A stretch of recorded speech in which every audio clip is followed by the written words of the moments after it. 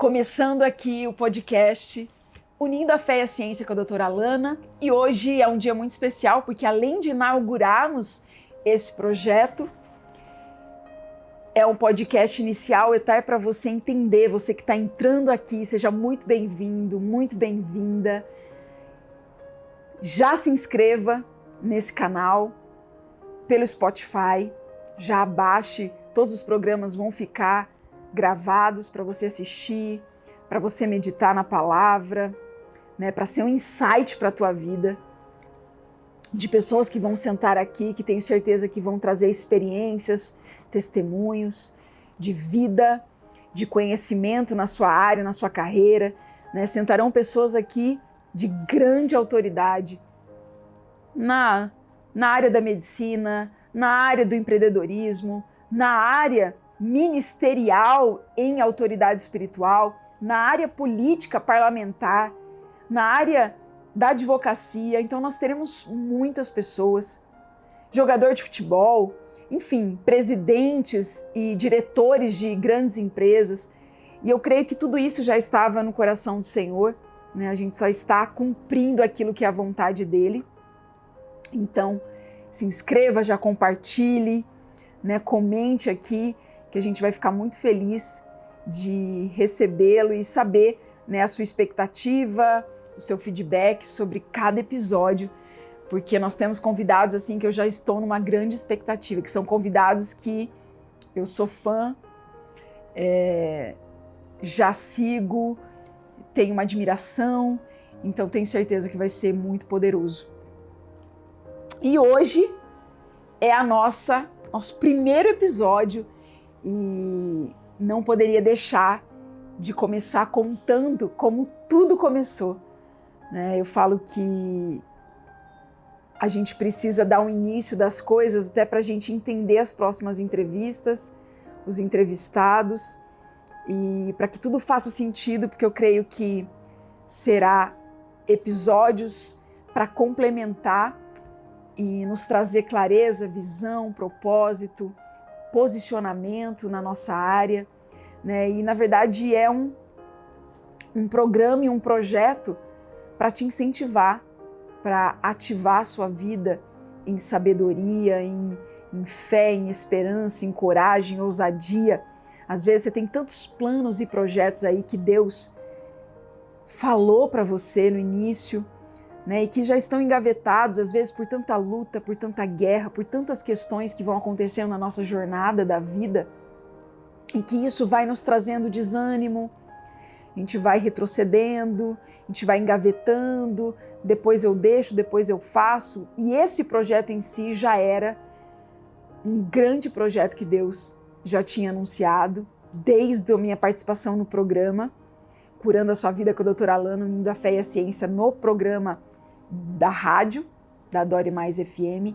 Então sempre foi um grande desejo também do meu coração, eu creio que o próprio Deus colocou isso, em poder trazer pessoas e a gente bater um papo mesmo, mas com muita responsabilidade, compromisso, temor e tremor, porque nós estamos debaixo de uma promessa, de uma obediência, de uma palavra, e o Senhor é que vai operar, né, todos esses episódios, e é por isso que eu estou muito feliz e na expectativa, né, porque o operar dele é infinitamente mais daquilo que pedimos ou pensamos, e eu creio que será surpreendente sim, a cada um que sentará aqui.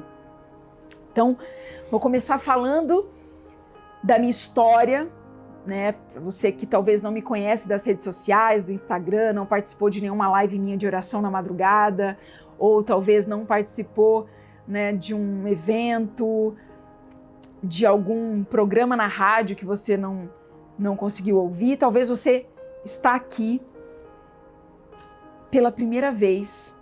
Quem é essa mulher? Então eu preciso te contar, até para fazer sentido de todas as coisas que a gente vai falar aqui. Eu tive um encontro com Jesus, esse ano completa 5 anos, e desde então minha vida mudou, né? Eu começo falando disso porque existe sim um antes e depois de Cristo, né? Não tem como esse marco, esse divisor de águas na nossa história, quando nós entendemos e nos conectamos com o nosso Criador. Se somos criados por Ele, quando a gente entende e se conecta com Ele, entrega a nossa vida a Ele, tudo faz sentido, tudo flui. É como que se você estivesse trabalhando e não se cansasse mais, porque aquilo que é para Ele, Ele nos fortalece, nos encoraja e não gera peso, desgaste físico, emocional. Sabe aquela sensação de que você corre, sempre está no mesmo lugar? Sabe aquela sensação que você acorda cedo, você estuda, você faz o que tem que ser feito no natural, porém você não vê muito as coisas acontecerem, os projetos avançarem, você se tornar bem-sucedido, as coisas tornarem outro rumo, que você vê um resultado de vitória daquilo que você semeou. E eu falo que a minha vida antes de Cristo era exatamente isso, extremamente dedicada, disciplinada, fazia tudo, chegava no horário, estudava mais do que o normal, porque eu queria trazer um resultado melhor para o meu paciente, eu queria ser a melhor na medicina, então sempre participando ali de trabalhos, de projetos. E chega um momento que a gente olha para a nossa jornada e aquela sensação de que você lutou, e as coisas continuam da mesma maneira. É aquela sensação de frustração, como se tentou avançar, mas faltava algo na sua vida. Talvez um padrinho que te olhe e te coloque no lugar certo, talvez um networking que seria sua virada de chave, talvez algo, um convite que muda a sua história. E eu remeto essas frases ao encontro com Jesus. O encontro com Jesus é assim, o de repente acontece e tudo muda. A sua visão, o seu entendimento, pessoas que você nem imagina começam a se conectar com você e que tudo é para fluir, cumprir no propósito dele, avançar. E a minha história, eu começo de uma família muito simples, que não tem médicos, que não tem uma referência de estudos e que possa me dar um exemplo, uma direção para onde seguir. E nasci de uma família disfuncional. Eu conto muito isso no meu livro, meu primeiro livro, A Cura de uma Mãe Solo, que está aqui. E vindo de uma família disfuncional, nós carregamos muitas bagagens emocionais, de feridas, de rejeições, de abandonos. E realmente eu era aquela criança com síndrome de inferioridade, com autossabotagem. Eu nunca achava que eu era digna de tais coisas. Sempre achava que eu tinha que ficar em último lugar. E exatamente para a minha realidade, uma realidade de abandono paterno, de não conhecer o meu pai até os 18 anos, não tinha foto, absolutamente nada, né? Ele mora em outro estado. Uma mãe que também supria, fazia da melhor forma ali para tentar suprir, mas trabalhava muito, então o convívio era mais com a minha avó, então fui criada mais pela minha avó, mas minha mãe também sempre presente, ali tentando fazer o melhor para mim.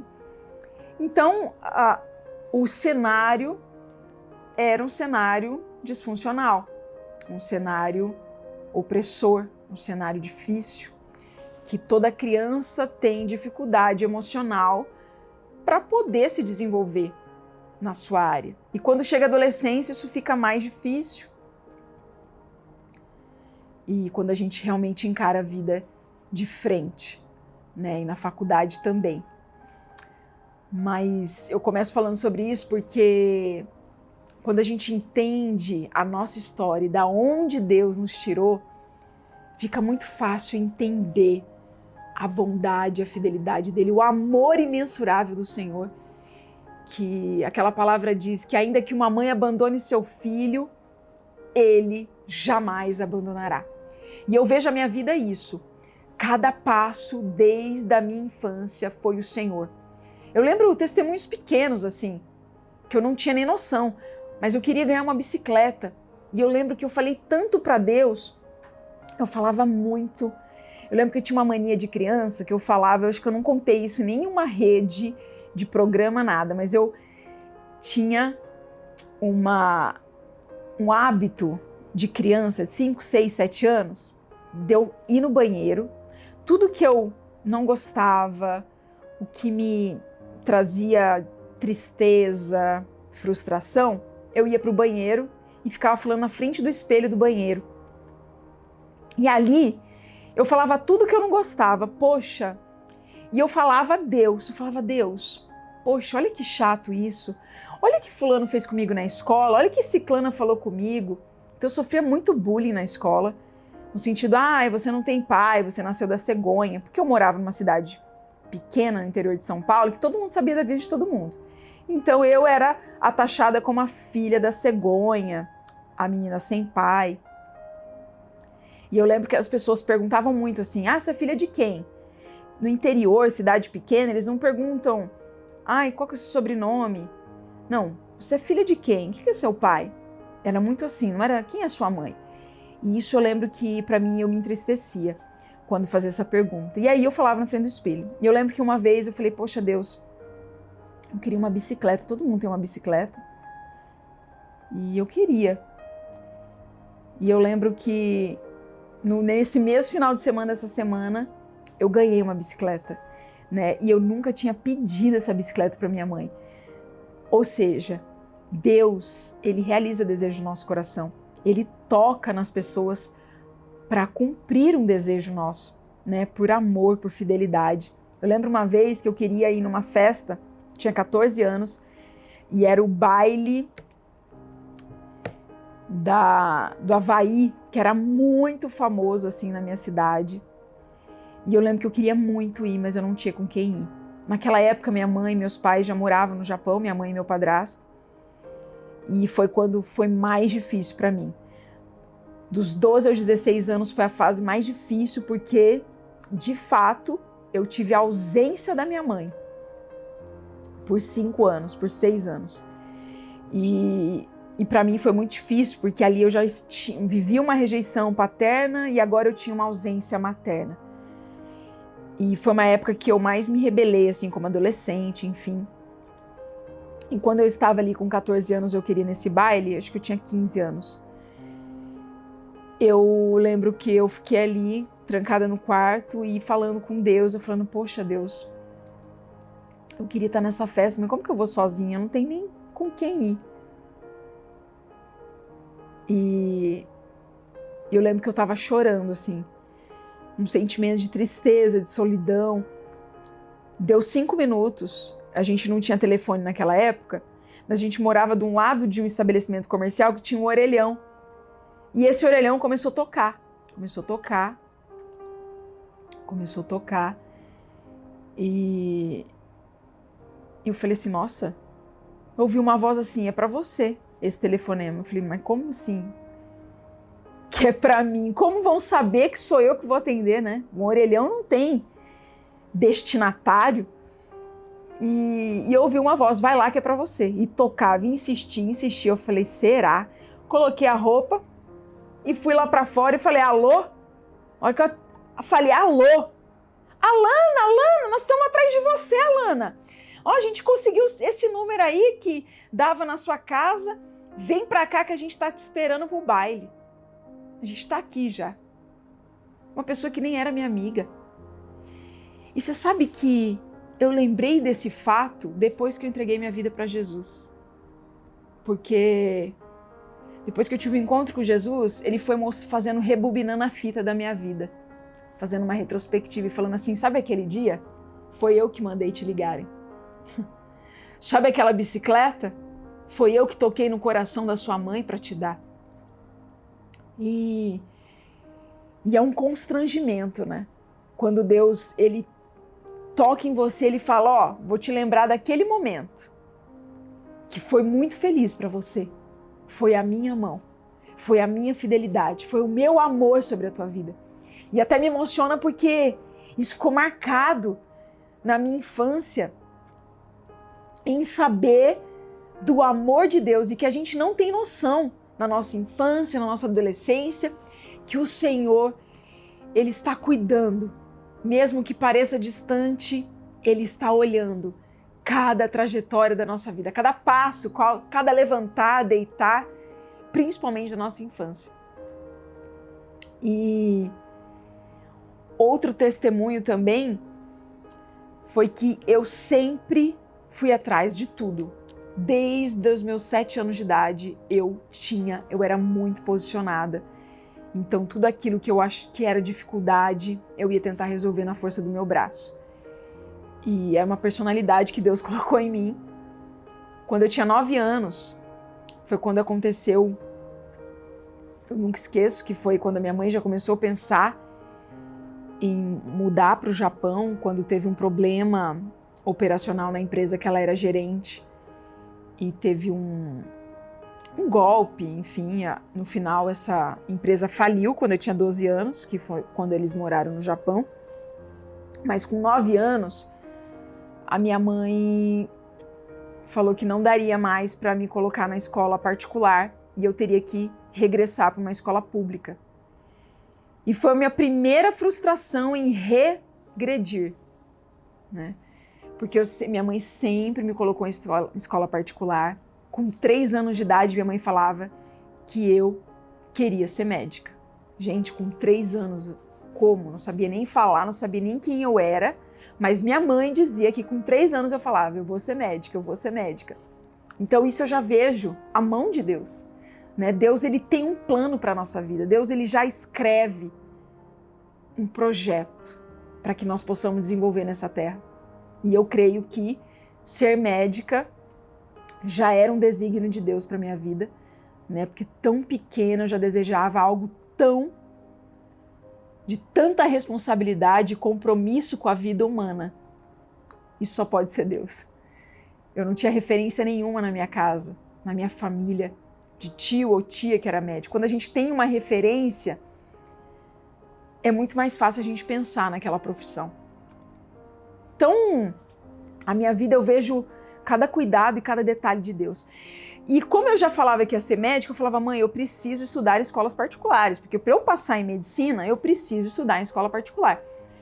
E ali, na 4ª série, minha mãe me fez retroceder e ir para uma escola pública. Ali foi o pior ano da minha vida. Eu lembro que eu fiquei muito triste, fiquei muito desanimada, eu não queria estudar, os amigos eram diferentes, enfim. E eu creio que até a mentalidade, Deus me colocou uma mentalidade de muito querer o maior, o melhor, sonhar grande. E eu creio que isso vem de Deus também. Porque vindo de uma família escassa, simples, não tinha como não pensar que o próprio Deus, ele coloca mentalidades grandes na nossa vida. Já querer medicina. E com 9 anos, quando a minha mãe colocou, eu falei, mãe, eu vou na casa da diretora. Eu posso ir na casa da diretora? O que você vai fazer lá na casa dela? Você tá maluca? Mãe, eu vou pedir uma bolsa, porque se eu tiver uma bolsa, a senhora vai conseguir pagar a escola para mim, eu vou conseguir continuar. E quando eu fui na casa dela, 9 horas da noite, 9 para 10 anos, ela me atendeu e falou, por que você quer essa bolsa? O que você vai retribuir para a escola se eu te der essa bolsa de estudo? Eu falei, eu vou ser médica, eu vou ser uma grande médica. E eu tenho certeza que isso vai ser um marketing para a sua escola. E na hora ela olhou e falou, tá concedida a bolsa. E ali eu retornei para a escola no ano seguinte. E consegui a bolsa, consegui estudar na escola particular, que eu tanto queria. E eu falo que para cada vergonha Deus dá dupla honra pra gente. Por quê? Porque nessa escola que eu fui pedir bolsa, no último ano do colegial, primeiro, segundo, terceiro colegial, eu quis mudar para uma escola mais forte, que era o Ângulo na época, onde admitia, né, aprovava muitas pessoas para medicina. E eu falei, eu quero fazer no Ângulo. E eu lembro que a diretora ligou para minha tia dizendo, a gente não quer que a Alana saia. A gente quer que ela conclua aqui na nossa escola. Portanto, a gente vai dar 100% de bolsa para ela. Ela não vai precisar pagar nada, porque a gente quer ela aqui. Então, até essa história eu vejo a dupla honra de Deus, porque eu tive que pedir, me humilhar, e depois Deus honrou, né? E no final eu não fiquei nessa escola, eu continuei no Ângulo, fiz em São José do Rio Preto, que era a cidade maior, mais próxima, e depois fui para o Japão, enfim, tem toda uma história muito longa, mas o que eu quero dizer é que quando Deus está no controle, Ele garante o destino final, né? Eu tinha que ser médica, passei por muitas lutas e guerras para chegar nessa faculdade, mas para mim é entender que Deus está no controle de todas as coisas. Eu lembro que com 15 anos, uma amiga da escola disse, o que você vai fazer de faculdade? O que você vai ser quando crescer, né? Porque com 15 anos você já começa a tentar fazer vestibular, Enem. E eu falei, medicina. E já estava convicta da medicina. Com 3 anos eu falei, com 8 anos eu tinha certeza, com 15 já estava tudo certo. E eu lembro que essa amiga começou a rir, zombar de mim. Ela deu uma gargalhada ali que eu falei assim, nossa, por que você está rindo? Ela falou, é impossível você ser médica. Você que não tem pai? E isso ficou marcado na minha vida. Né? Eu falei, poxa, a minha infância pode marcar o meu futuro?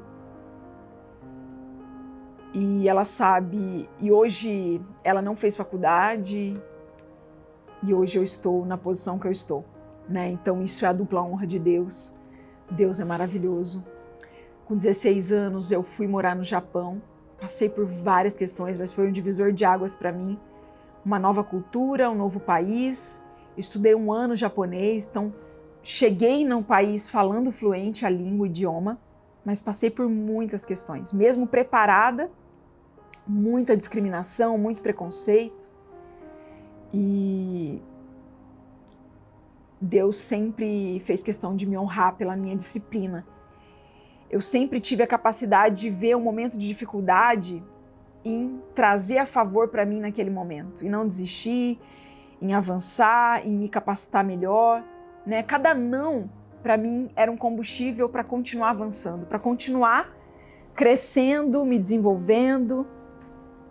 E eu lembro que no Japão passei por muitas questões, e uma delas que ficou marcado, morei 3 anos no Japão, e essa história que ficou marcado para mim foi quando eu estava trabalhando numa tipografia no meio da montanha, no Japão, e eu era a única estrangeira dessa tipografia. Eu era a única que não tinha uniforme e nem luva. Então, conforme eu colocava os papéis sulfite dentro da máquina, a minha mão era cortada. Então, saía muito com a mão cortada, sangrando. E eu era a única que não tinha luva nem uniforme, porque eu tinha que ser diferenciada dos demais, porque eu era estrangeira. Quando eu entrava no banheiro, todo mundo saía. Era como se eu tivesse uma doença contagiosa. Isso aos 16 anos. Quando eu sentei no refeitório para almoçar, eram aquelas mesas enormes, assim, longas, que sentava várias pessoas uma ao lado da outra. Quando eu sentei, tinha 6 pessoas sentadas, todo mundo levantou e mudou de mesa. Ali ficou marcado para mim, eu falei, meu Deus, quanta coisa eu já passei nessa vida. Com 16 anos, muitas histórias para contar. E a verdade é histórias de amadurecimento emocional e espiritual que Deus colocou ali para ver a minha reação, para me forjar em caráter, em desistência ou não, até onde eu iria avançar. Então, para chegar até aqui hoje, muitas coisas precisaram acontecer, serem moldadas, forjadas, humilhadas, para que nenhuma guerra, levante, desafio pudesse abalar ou frustrar os planos de Deus. Então talvez se você passou tantas coisas na sua vida, eu queria te dizer uma coisa, não é para te humilhar, não é para te inferiorizar, não é para te fazer desanimar, é pelo contrário, é para te forjar, é para te trazer resiliência, para te trazer envergadura emocional, espiritual e principalmente resistência. Porque se Deus tem algo grande na tua vida, você precisa de resistência. E só se cria resistência na guerra, nas situações, nos desafios, nas dificuldades. É isso que te forja em caráter, em fortaleza para avançar em Deus. Nessa vergonha que eu passei, teve a dupla honra. Meu último trabalho no Japão, há 6 meses para voltar para o Brasil para fazer medicina,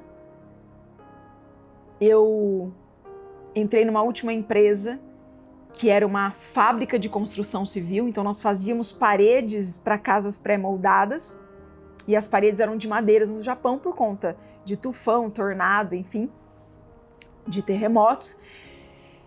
E de papelão ali, era uma madeira mais firme, e eu azulejava essas paredes. E quando eu entrei na entrevista, eu lembro que na entrevista eu era muito humilhada, assim, por ser brasileira, por ser mais nova, e eu comecei a entender que eu tinha que me posicionar.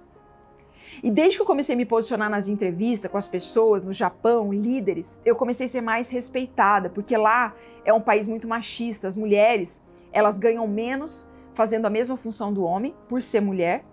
Então a mulher, é muito comum você ver um carro passando e o cachorro ir no banco da frente e a mulher ir no banco da trás, por ser mulher. Então tem um machismo muito forte e eu tive que vencer esse machismo também. E eu lembro que nas entrevistas eles menosprezavam, enfim, falavam várias coisas. E nessa última entrevista eu falei, olha, eu sou jovem, eu tenho todos os requisitos que você precisa, eu falo japonês fluente e tenho carta de motorista, que era tudo que eles precisavam. Porque a maioria das multinacionais, das fábricas, ficam na montanha. Então não tem serviço de locomoção ali, de transporte público para poder levar o operário e o trabalhador até a empresa. Então eu precisava de van, de transporte particular, as pessoas precisavam ter carta e carro, e no caso eu tinha.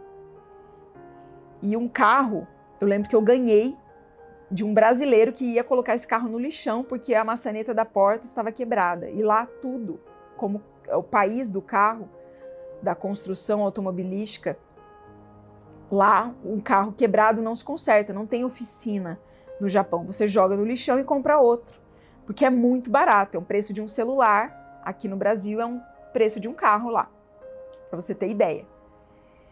E ali eu ganhei aquele carro e na entrevista eu falei e eu me posicionei, eu falei, como eu tenho todos os requisitos, eu quero ganhar um pouco a mais, porque eu posso entregar isso.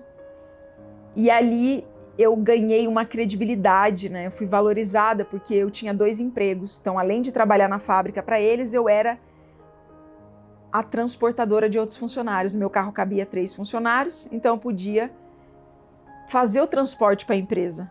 Era 3 funcionários a mais que a empresa ganhava. Claro, isso tudo tinha uma renúncia. Eu tinha que acordar às 3 da manhã para poder ir para outra cidade, pegar esses funcionários com 18 anos, tá? Eu tinha 18 anos.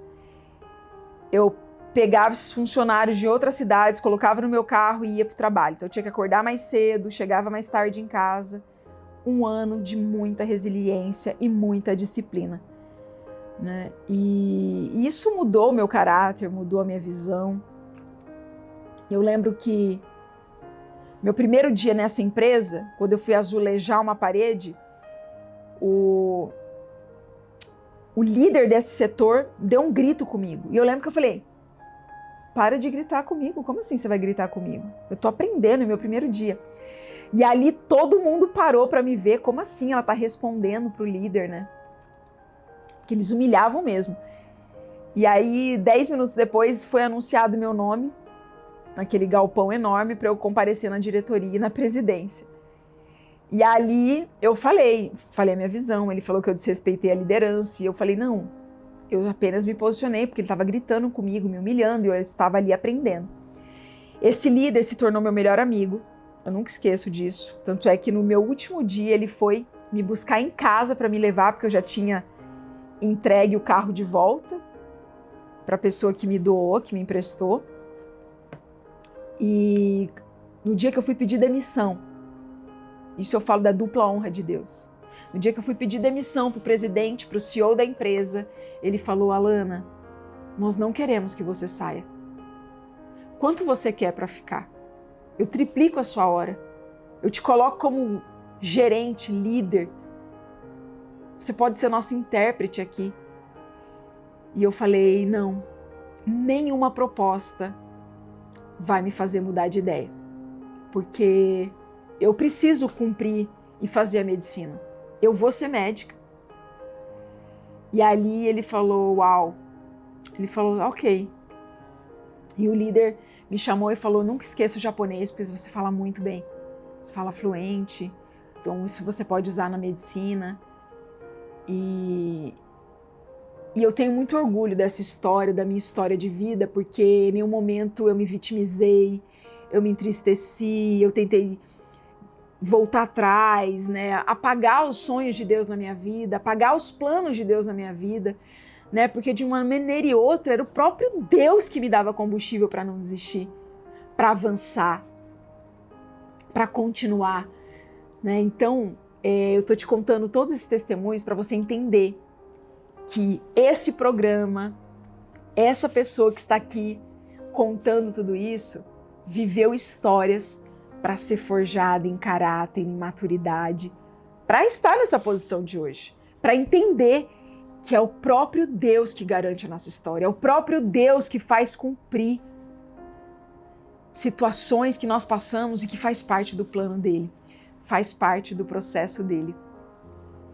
E aí, entrei na faculdade, voltei para o Brasil, já entrei no cursinho, fiquei em primeiro lugar no simulado de medicina no cursinho.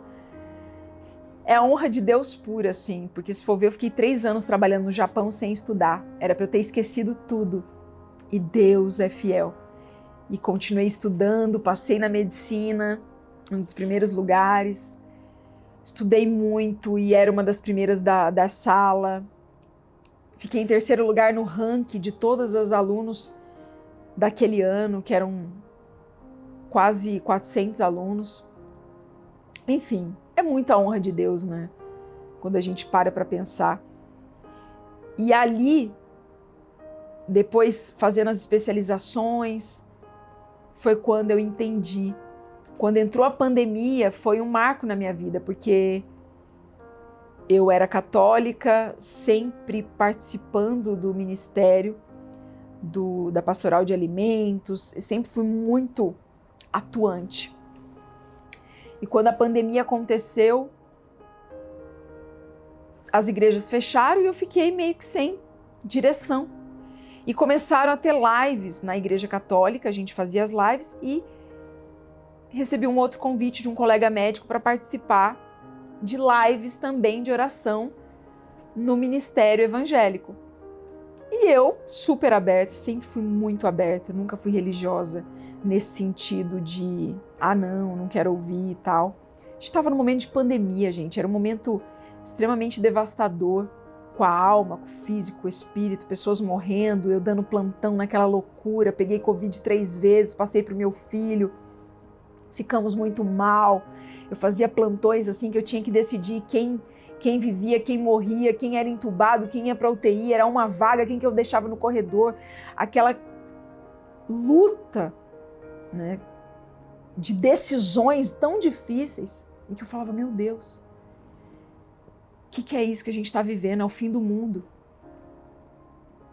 E essas reuniões eram um escape para mim. Até o momento que, em uma das lives, em que era um dos pastores, que não era de nenhuma denominação ou igreja, eu comecei a chorar muito, assim. Cada palavra entrava como uma flecha no meu peito, assim, de quebrantamento, de temor, tudo online. Chegou um momento voltou tudo ao normal, as igrejas voltaram a abrir, e eu comecei a sentir um incômodo dentro de mim, que eu falei, poxa, eu senti mais quebrantamento nas lives evangélicas do que da minha igreja católica. Eu preciso me posicionar. Eu não posso ficar nos dois. Eu preciso seguir uma linha. E aquilo ficou alguns meses. E quando reabriu, eu fui para a católica, só que não sentia a presença do Espírito Santo, que me movia nas outras lives. E aí eles fizeram um encontro presencial. Nesse encontro presencial, eu me batizei. Esse encontro presencial foi um encontro de oração, uma célula numa casa que tinha uma piscina e que o pastor falou, olha, eu tive eu tô tendo uma direção de Deus que a gente pode abrir um batismo agora. Na hora eu levantei a mão. Acho que fui a primeira a levantar a mão. E quando eu tava indo pro batismo, meu filho chorando, meu filho era bebê, eu falei, gente, o que eu tô fazendo? Sabe quando dá um estalo assim? Eu tava tão embebida pelo Espírito Santo que na hora que eu cheguei próxima da piscina, eu falei assim, gente, nada a ver, o que eu tô fazendo? Batizar? E eu quis voltar para trás. Eu falei assim, não, pastor, eu não vou mais não. Acho que eu tava confusa. E aí ele só falou assim para mim, você vai? Agora você vai. Tá todo mundo esperando na água, tá todo mundo tocando louvor, agora você vai, você não vai retroceder. Aí eu tomei um susto, eu falei, tá bom, não vou. Não, me perdoa. E ali eu entrei às águas e praticamente fui arrebatada, tive um encontro com Deus sobrenatural. Eu saí da atmosfera natural e fui para o Espírito. Eu lembro que eu olhava do céu à terra e foi algo tão forte, tão poderoso assim. E aí eu tive um encontro sobrenatural com Deus. Eu lembro que eu estava da sacada da minha casa e eu fiquei 12 horas sem comer, sem dormir, sem fazer absolutamente nada, só contemplando a glória de Deus. Eu lembro que eu olhava os carros, parecia que eles estavam em outra frequência que não era a minha. Eles estavam em câmera lenta. Foi uma experiência muito forte, assim, que quando eu voltei ao normal no outro dia, eu falei, meu Deus, eu quero de novo, eu quero mais, eu quero viver isso, é isso, é isso. Sabe, como se tudo fizesse sentido. E ali houve uma voz, você precisa ir para uma igreja. Porque até então eu fui batizada numa casa, não tinha referência nenhuma.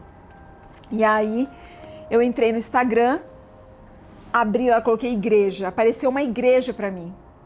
E aí eu fui para essa igreja, sem ninguém me apresentar, sem ninguém me falar nada. Eu fui em direção a essa igreja, coloquei o endereço no Google, fui com meu filho, bebê. Estou lá até hoje. Completo 5 anos essa igreja no ministério e Deus é maravilhoso. Só posso glorificar o nome do Senhor por cada história, por tudo que eu vivi, porque me tornou quem eu sou hoje.